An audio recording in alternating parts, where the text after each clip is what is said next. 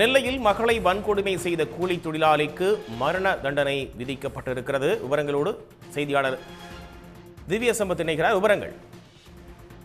நெல்லை மாவட்டம் நாங்குநேரி பகுதியைச் சேர்ந்தவர் இசக்கிமுத்து என்பவர் இருந்திருக்கிறார். இந்த நிலையில இவருக்கு 14 வயது ஒரு சிறுமியானது மகளாக இருந்திருக்கக்கூடிய ஒரு சூழ்நிலை இருக்கிறது. தனது 14 வயது மகளை வீட்டில் ஆள் இல்லாத சமயம் பார்த்து இந்த இசக்கிமுத்து என்பவர் பாலியல் வன்கொடுமை செய்திருக்கக்கூடிய ஒரு சூழ்நிலை அரங்கேறி இருக்கிறது. இதனால் சிறுமியின் உடல்நலம் பாதிக்கப்பட்டதாக கூறப்படுகிறது. அதனைத் தொடர்ந்து இந்த சிறுமியின் உடல்நலம் பாதிக்கப்பட்டதை தொடர்ந்து அந்த இசக்கிமுத்து ஆனவர் அவரை அரசு மருத்துவமனைக்கானது அழைத்து சென்றிருக்கிறார். அங்கு சிறுமி கர்ப்பமடைந்திருப்பதை பார்த்து அங்கிருந்த அரசு டாக்டர்கள் நாங்குநேரி அனைத்து மத காவல் நிலையத்தில் புகார் அளித்திருக்கின்றனர்.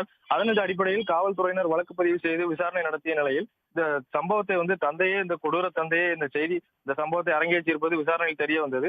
காவல்துறையினர் போக்சோவில் வழக்கு பதிவு செய்து உடனடியாக இசக்கிமுத்துவை கைது செய்து விசாரணை நடத்தினார். இந்த வழக்கானது நெல்லை மாவட்ட போக்சோ சிறப்பு நீதிமன்றத்தில் நடைபெற்று வந்த நிலையில் இன்று இந்த வழக்கை விசாரணை செய்த நீதிபதி சுரேஷ்குமார் என்பவர் இந்த கொடூர தந்தைக்கு மரண தண்டனை விதித்திருக்கிறார். இனிமேல் இந்த செயலில் யாரும் ஈடுபடக்கூடாது என்பதற்காக இந்த கொடூரமான செயலில் ஈடுபட்ட தந்தைக்கு மரண தண்டனை விதித்து தீர்ப்பளிக்கப்பட்டிருக்கிறது. அதனைத் தொடர்ந்து 10 லட்சம் ரூபாய் அரசு சார்பில் அந்த பாதிக்கப்பட்ட சிறுமிக்கு நிவாரணம் வழங்கவும் ஏற்பாடுகள் செய்யப்பட்டிருக்கிறது.